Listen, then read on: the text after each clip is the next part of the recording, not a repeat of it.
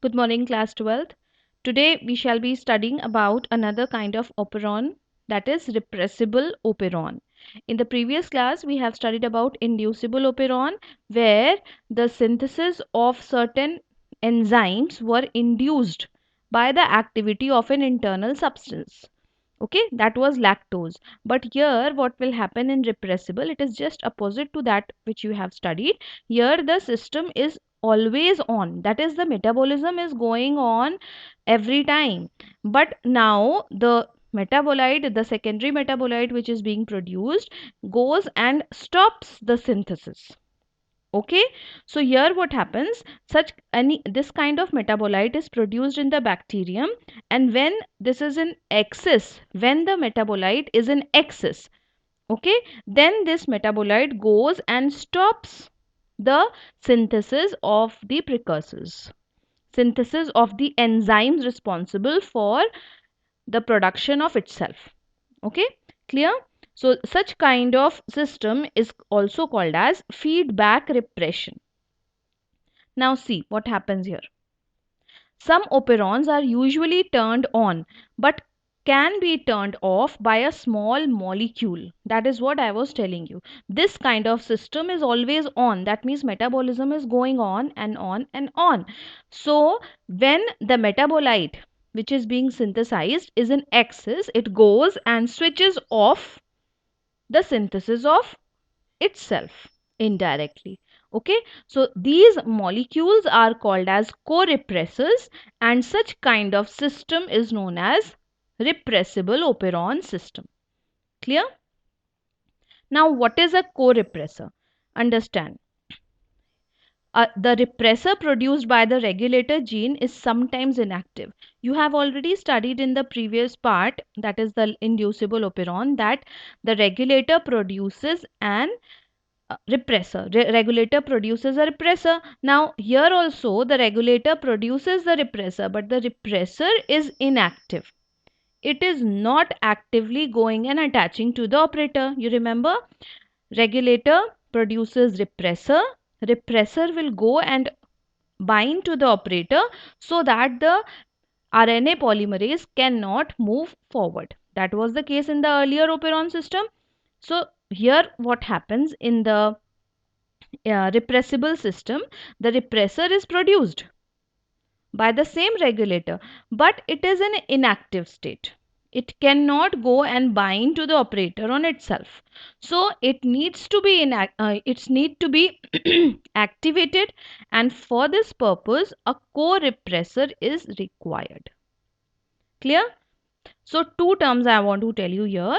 The repressor which is inactivated is called as aporepressor. And when this co-repressor goes and binds to the aporepressor, then only it becomes into an active repressor and goes and binds to the operator. A co-repressor is a substance that inhibits the expression of the genes.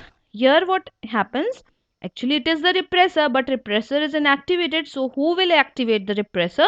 It is the co-repressor. So, co-repressor will go and activate the repressor, and then only the repressor can go and bind to the operator and stop the synthesis process. So two things you need to understand here. The inactive repressor is called as aporepressor, and the activator which is going and activating the inactive repressor or the aporepressor is called as co-repressor. Now, example for this kind of system is tryptophan, or also called as tryptophan operon or TRP operon. And here what happens, the tryptophan acts as a co-repressor. Clear? It will be more clear when we have a look on the diagrams. See, when co-repressor is absent, what happens in the system? Here what happens? You remember this was the same similar kind of gene structure here, but here you can see, just recall once. Here is the regulator gene, then a small gap, then promoter, then operator. But in that case, in lactose operon, you remember only 3 genes were present, Z, Y and A. But here 5 genes are present. 1, 2, 3, 4, 5. These are the structural genes, and the names you need to remember. These are A to E in reverse order. This is the easy way I'm telling you to learn. This is, see, I'm pointing it out. This one is TRPA, TRPB, TRPC, TRPD, and TRPE. Okay, so it is actually A, B, C, D, E in reverse order. So you now know the all these structural genes also. The cistron, the structural genes are present in the reverse order here in alphabetically order. But all you this is the trick which I am telling you to remember. Okay, so that will be TRPA, TRPB, TRPC, TRPE, D, and TRPE. Okay, in reverse orders. You have already written this in your notebook, so there will be no problem, I think. So now looking at this operon model, the regulator gene is present, then the promoter gene is present, and operator gene is present. And the 5 structural genes are present which are coding for tryptophan synthetase enzyme. And this tryptophan synthetase enzyme, as the name says, tryptophan synthetase, so it will be responsible for the synthesis of tryptophan. Tryptophan is an amino acid. Clear? So what will happen in general case, what happens? Regulator gene produces repressor, but here the repressor is inactive protein. This is inactivated, so it cannot go and bind to the operator. So what will happen? The messenger RNA can easily go and attach to the promoter region and can start the transcription process and can form the enzymes ultimately. Okay, so the expression of these 5 genes will be there, and synthesis of tryptophan synthetase will take place. And once the tryptophan synthetase has been formed, it will ultimately form tryptophan, and tryptophan will be the metabolite which we were talking about. Clear? So this condition was there when the co-repressor was absent, was not there. Only the aporepressor is there. And what is aporepressor? Aporepressor is the inactive repressor which is formed by the regulator gene. It, although it is there, but it cannot go and join the operator unless and until it is being activated, or it has been getting active or waking up from the sleep and going and attaching to the operator region. Clear?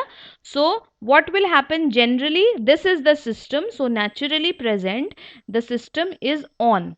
The system is switched on. Why it is switched on? Because the metabolite is being produced, because the expression of the genes are taking place. Okay, if you compare it with the earlier lac operon system, there the genes, actually the system was switched off and it was switched on only in the presence of lactose. Yes, you remember?